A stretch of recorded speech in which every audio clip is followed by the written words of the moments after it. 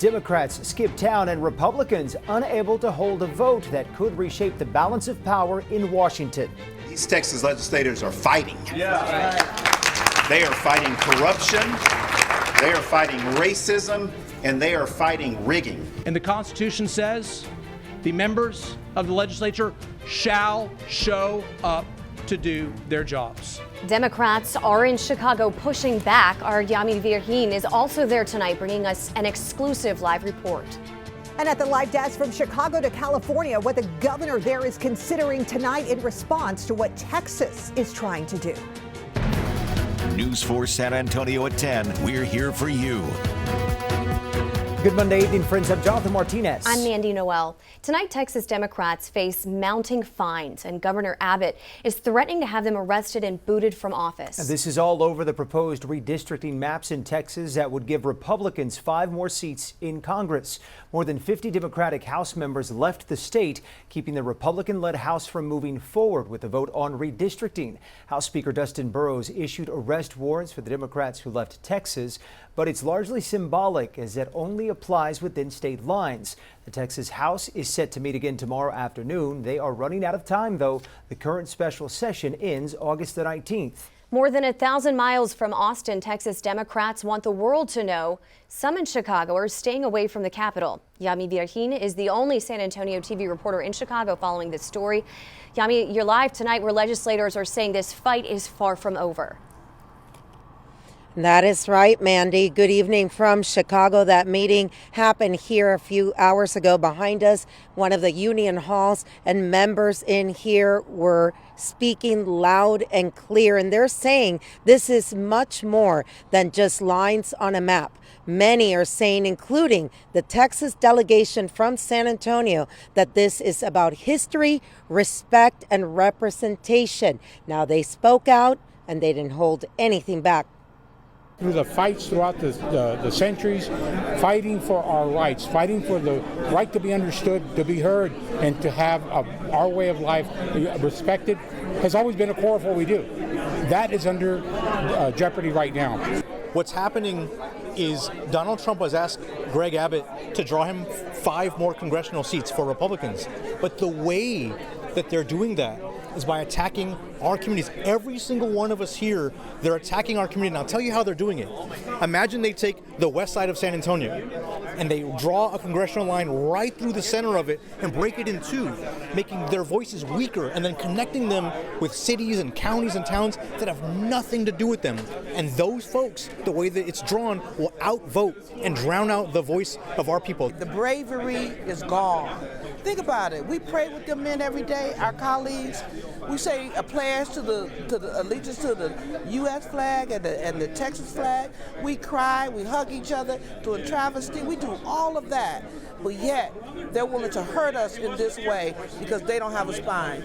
Donald Trump sent them a letter, I'm endorsing you. But we all know he's a user. So he's going to use them. He playing them in the street language. He playing them. He playing them like a drum. Now, remember, just as you guys just said a minute ago, tomorrow at 1 o'clock, if they don't show up, another $500. And as long as they don't have quorum in the chamber, they cannot take that vote. And tomorrow they will have more press conferences, and we have several interviews scheduled, and it is cloak and dagger. Let me tell you, we cannot go to where they're at. We meet them, like today, we met them at parks, we met them in front of a cemetery, everything to keep the media away from where they're staying right now. All right, Yami, certainly a developing story. I guess a big question for us locally, who is not there from Bexar County tonight? Well, interesting that you asked that. We have reached out. The one person that I have not seen here, and I have reached out personally and called him, is State Representative Philip Cortez. I am told that he was not in Austin today, and he is not here in Chicago or in Boston or in New York City. Reporting from Chicago, Yami Virgin, News 4, San Antonio. All right, Yami, great work. Abbott's threatened to remove lawmakers from office if they didn't show up. The governor citing an attorney general opinion from 2021 when Democrats last broke quorum. But can he actually do that? News 4 San Antonio's Mariah Medina joins us live with the answer. Mariah.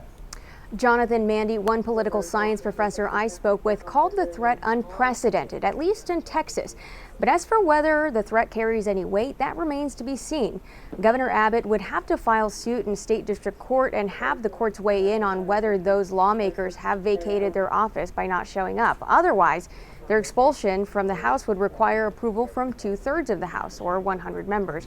But with more than 50 members of the House out of state, that's a tall order. And John Taylor, the chair of UTSA's Political Science and Geography Department, says as much as the governor and attorney general may threaten to, there's no authority that he's aware of that allows either to unilaterally remove somebody from office. Well, in Texas, it's unprecedented. We saw threats of it in Oregon a few years ago when legislators walked out there. But to answer the question, can he do it? The answer is no. He can make all sorts of claims he wants. The attorney general can pass and can say the same thing. An attorney general's opinion does not have the force of law. So the only real avenue to removing these lawmakers from office would be through the courts, and that's something that we're continuing to monitor for developments. Coming up at 6, out-of-state lawmakers have non-criminal warrants out for their arrests to be brought to the Capitol for the special session. Who can make those arrests and what leaders in other states have pledged to do? At 6, back to you.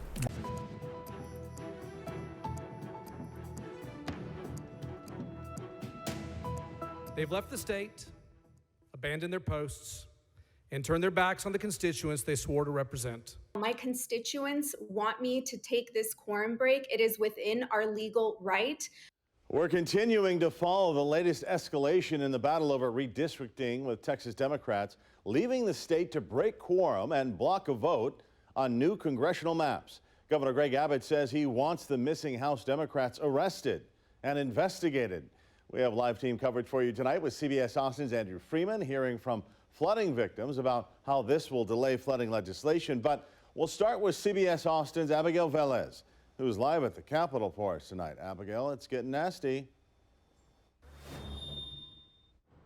It is. That's the perfect way to describe it, Walt. It's been 24 hours since Texas House Democrats left the state, and now we're seeing the full backing of Republican leadership trying to force them back. Now, earlier today, inside of the Texas House, we saw civil arrest warrants issued, and we also saw a protest happening right outside of the governor's mansion. Members, a quorum is not present. In an act of protest, the House floor was missing dozens of Democrats Monday, and Republican leaders wasted no time responding. And if you choose to continue down this road, you should know there will be consequences.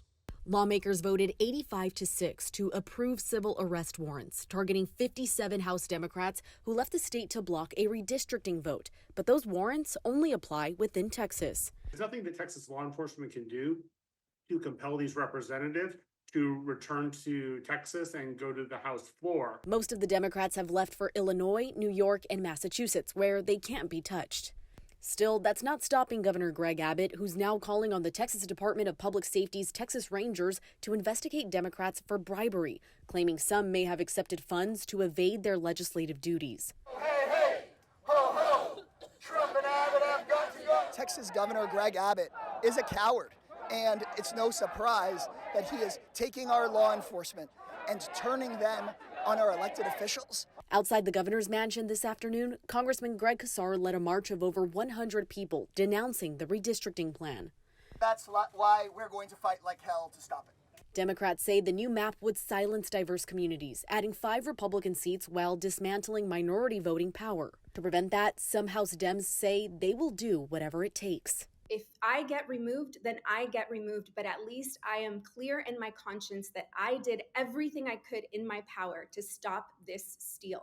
Democrats argue the governor is prioritizing political maps over flood recovery, even as Texas marks 1 month since the deadly July 4th floods. This was supposed to be a special session about flood relief. Now, experts say it's unlikely that any of these Democrats would be arrested or successfully prosecuted. They're expected to return for the next special session, where redistricting could actually be taken up for a final vote. Until then, each lawmaker who skips quorum will be fined $500 a day. Reporting live at the Texas Capitol, Abigail Velez, CBS Austin News. Democratic state leaders say they're standing strong after Governor Greg Abbott threatened to remove them from their positions and charged them with felony bribery after leaving the state. CBS Austin's Vinny Martirano is live at the governor's mansion for us tonight. Vinny, how are Democratic leaders responding to Abbott's message? Yeah, Walt, I spoke with state representatives who are now in Chicago. They say they're not afraid of the possible punishments of returning back to Texas, and they're going to stay out of the state for as long as they have to. We are ready to fight for our constituents, fight for our Constitution, no matter the risks, no matter the consequences. A battle of time has started across state borders. 57 Texas House Democrats are breaking quorum to block any progress on redistricting congressional lines in Texas.